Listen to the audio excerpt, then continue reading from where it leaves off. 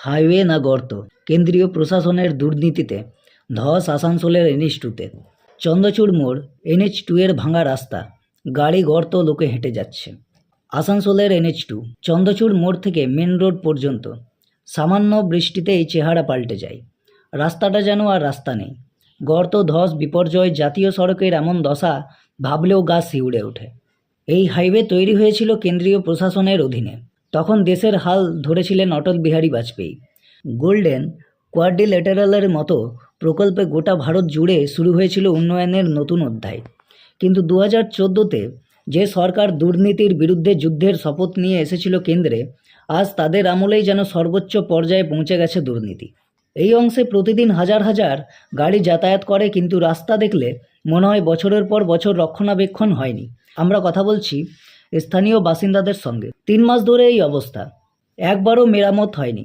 Accident তো প্রতিদিন হচ্ছে। NH2 বললেই কি এই রকম থামবে? অটল বিহারী বাজপেয়ীর সময় যখন জাতীয় সড়ক তৈরির কাজ হচ্ছিল, তখন দুর্নীতির ছায়া ছিল না। 2025-এর দিকে এগিয়ে চলা ভারতে বাজেট বরাদ্দ থাকা সত্ত্বেও কেন রাস্তার এই দুর্দশা? স্ট্যান্ডার্ড মেটেরিয়াল না ব্যবহার করলে বা পর্যাপ্ত অডিট না হলে 2-3 বছরেই রাস্তা ভেঙে যায়, আর এতে লক্ষ লক্ষ টাকা জলে যায়। 2014-তে প্রধানমন্ত্রী নরেন্দ্র মোদীর প্রতিশ্রুতি ছিল বিদেশে থাকা কালো টাকা ফিরিয়ে আনা হবে, দুর্নীতির বিরুদ্ধে জিরো টলারেন্স দেখানো হবে। কিন্তু 10 বছর পর যেন জনগণ সেই প্রতিশ্রুতি গর্তেই পড়ে আছে। আসানসোলের রাস্তা আজ প্রশ্নের রাস্তা। রাস্তাও ভাঙছে, বিশ্বাসও ভাঙছে কেন্দ্রীয় প্রশাসনের কাছে।